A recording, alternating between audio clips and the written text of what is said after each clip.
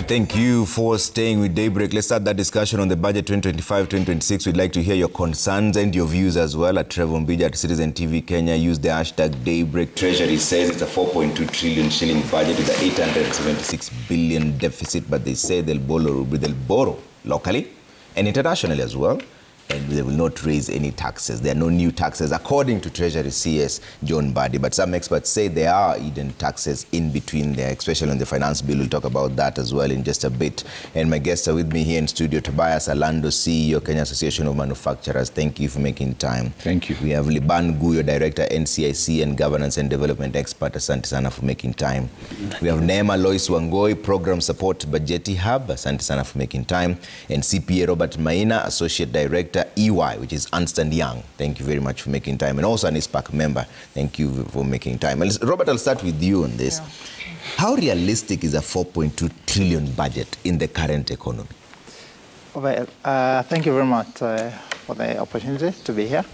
So one is, obviously it's an ambitious budget. We are used to these annual increments in the budget estimates, because I think for the past 10 years when I perform my analysis, it seems that on an annual basis it's almost customary that we expect an increment in the budget. It's an ambitious budget, particularly considering that the government is talking of fiscal consolidation, which is basically trying to manage your expenditure or increase your revenue collections. So the budget, the size of the budget from where I see it is quite ambitious. And I think when I look at the revenue side as well, because we're also estimating 3.3 trillion to be collected, that is from the KRA, the ordinary revenue, as well as the other grants and the appropriations in need. It is unlikely that we will actually collect that. Looking at the economic situation we are actually in, and KRA is actually currently, in the current financial year, they are struggling to meet the current target. Now we are asking them to collect another 2.7 trillion next year. It is very much unlikely. So what does it mean? If we go ahead and proceed with this budget, and it is also likely that we might have a supplementary 1 and 2 later in the year, which might even increase the number to a higher amount, we will actually keep on increasing our budget deficit, which means then we have to go back to borrow from the market, which is then against the whole spirit of trying to manage our financial matters in this country. So for me, it's ambitious, and I think we need to look at these numbers. Maybe go to zero-based budgeting, which the government has been speaking about for many years, which I'm not sure this was done in the current year, because we'd expect this budget to get to a reasonable number if we are going to be serious in terms of managing our affairs. Thank you. Okay. Lois, what do you think? How would you describe this budget? Robert is saying this is an ambitious budget, 4.2 trillion shillings. Yeah. Is it realistic, or are we living beyond our means? I think for me is to agree with Robert, and just to add the fact that oftentimes when you look at revenue, when you look at expenditure, it's important for us to compare it with our revenue. And for us is not just to look at this as numbers, but this translates to service delivery. So when we're speaking about an expenditure of 4.2 trillion, a 20 billion increase from what we had tabled, then we look at our revenue, and we've heard from just my colleague a few minutes ago that our targets are not being achieved for over 11 years. And in fact, from financial year 2020-2021, this difference between the target and what we're achieving is actually increasing. The difference is increasing. So there's a history of us not achieving our revenue. Yet again, we're increasing our expenditure. So to look at this as, when we're speaking about an over 800 billion deficit, this has a huge implication on service delivery. So not just that we are living beyond our means in form of numbers, but when you look at social sector, when you look at service delivery, there's a lot that is being affected when it comes to service delivery. Okay, we'll delve into that in just a bit, but let me hear from Liban, just to set the stage on this. Is this an overambitious budget, or are we living beyond our means, or is this proper? Yes, I do agree with the first two speakers. It's an over-ambitious budget. Of course, KRA is projected to collect 2.7 billion, 2.75 billion. The AIE will drop in some 559.9 billion. So the gap will be bridged by borrowing locally and also internationally. But for me, what is important is that KRA they have not met the target before. But that doesn't mean that they're not going to meet the target this year. So if they cast their net wide and focus on individuals and businesses that had evaded taxes in the past, they'll be able to collect more tax. I know there is an argument where the issues of privacy that individual data has been given to the KRA for enforcement purposes.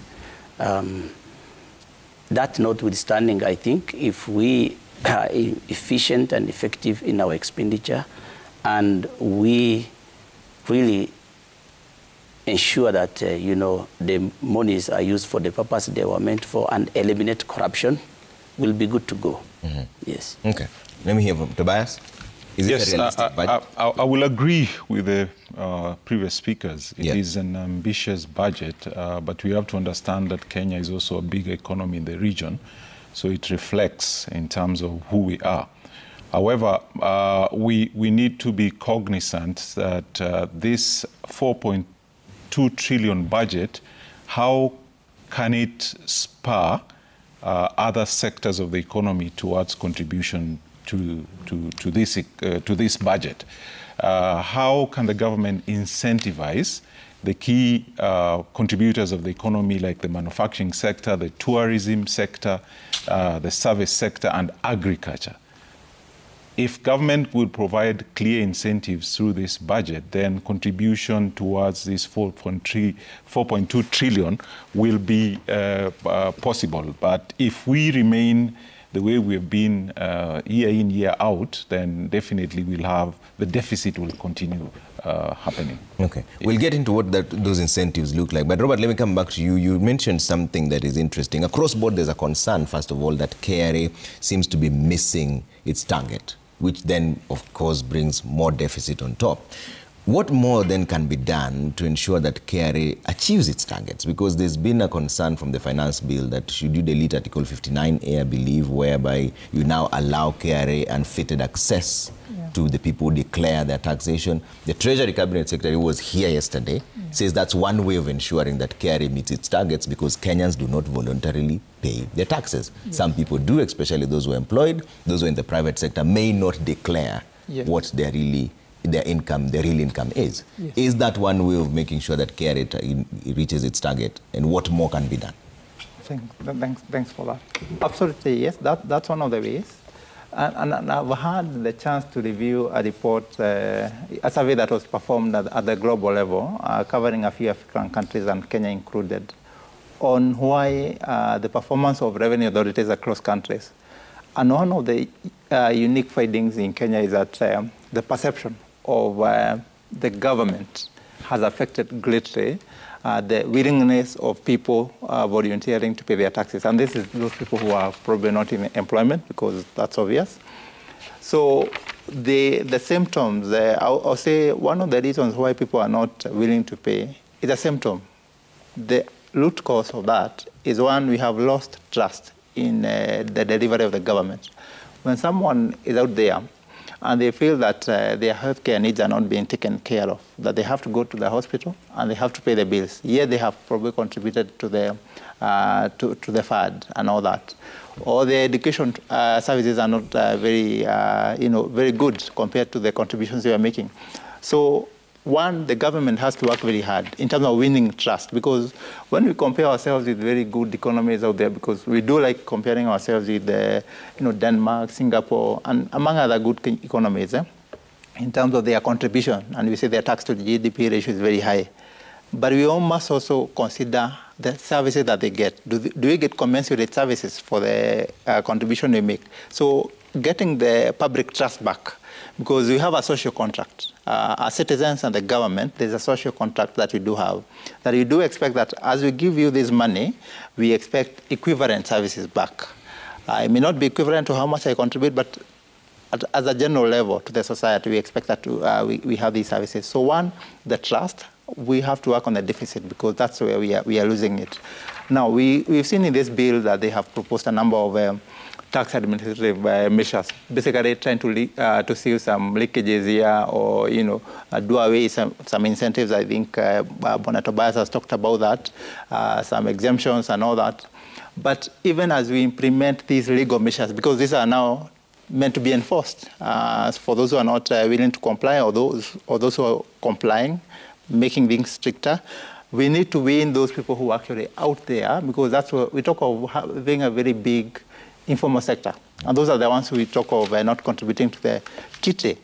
I think it is a trust and the fact that they don't feel the government. So we need to have even these social conversations so that people appreciate what the government is doing. And as much as they may not do everything, they need to demonstrate that, yes, we've not done everything here, but based on what you give us, we've actually managed to improve on this and this and this. So we really need to work on the social aspect, even as we work on enforcement of the law and providing other legal measures. Yeah, and Lois, you also brought this up, the issue of the service delivery, and it's almost like a chicken and egg situation. So which one comes first? According to the government, they think what they need to do first is to collect the revenue so that service delivery can be smoothened.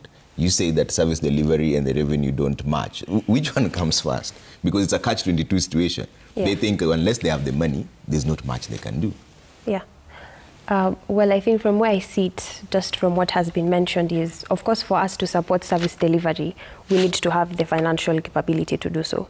And that's the part Kenyans are not very willing to do. Yeah. So what do you do as a So then it's a balance, and again, the issue of trust, because from where Kenyans are coming from is what we call, quote-unquote, budgeted corruption, what we hear. So we have the money is being collected, but then we're not seeing that translating to service delivery. Until citizens are able to see that as much as we have these taxation measures being given, then I'm able to go to a hospital, I'm able to find my medication, I'm able to access affordable and quality healthcare, then that is when we'll be able to say, okay, we support what is being collected, or we support this expenditure. But then until the government is able to renew that trust of we are collecting this amount of money and we are delivering these services. Because from what we heard from the audit of the Auditor General is some of these audit queries. We are having money that is being expensed, money that has been collected from the pockets of citizens, but we're not seeing this in service delivery. Or in areas where we are seeing service delivery, then we're having pending bills. Then that is a question of, okay, are we really translating the money we are collecting to service delivery?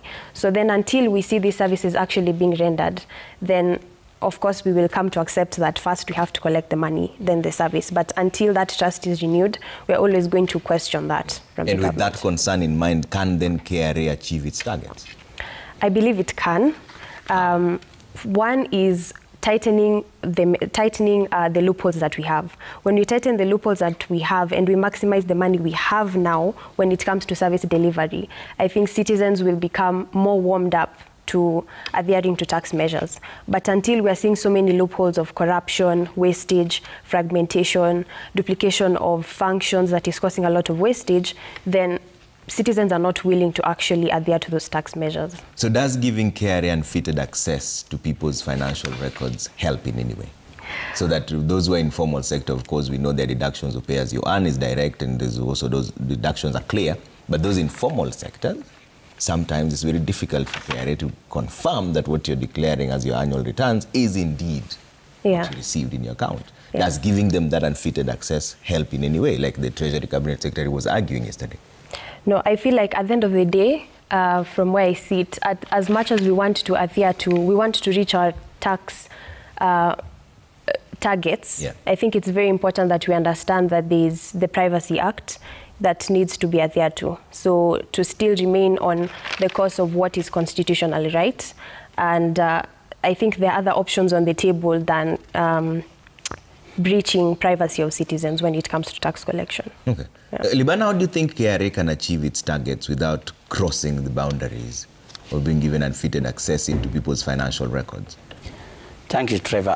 For me, I think Finance Bill 2025-2026 has adopted a less controversial approach while also creatively boosting revenue through inclusive tax measures. You see, in the bill, there's no new taxes, and that's why there's no who's and cries like it was 2024-2025. Now, I really support KRA to be supported, of course, within the law to make enforcement, because they are large corporations and high net individuals who have been evading tax. So it is important that the issue of tax evasion is handled properly. We cannot run away from that. The issue of trust, how do you gain trust? The question is why there's no trust in the first place. Is about collecting this money, and when the citizens know that they are paying the tax, but the tax is not optimally used, not to proper use. There is corruption, there is pilferage, there is wastage. So that is why there's no trust. I remember in 2003 when NAC government came to power, you know, all over, in 6 months, it's almost double what we used to collect before, because Kenyans were willing to pay tax because the NAC government had a policy of zero tolerance on corruption. That is their campaign manifesto. And through to their campaign manifesto, they were, you know, very hard and on individuals who are involved in corruption. So Kenya started paying tax. So it's very important that there is also commitment to fiscal austerity and reductions of non-essentials. There is a budget in billions which has been allocated to 20 advisors in the in the office of the president. That's just a figure shy of the constitutional number of the cabinet secretaries, and these guys are paid a lot of money, the equivalent to what the CS are paid or the PS are paid.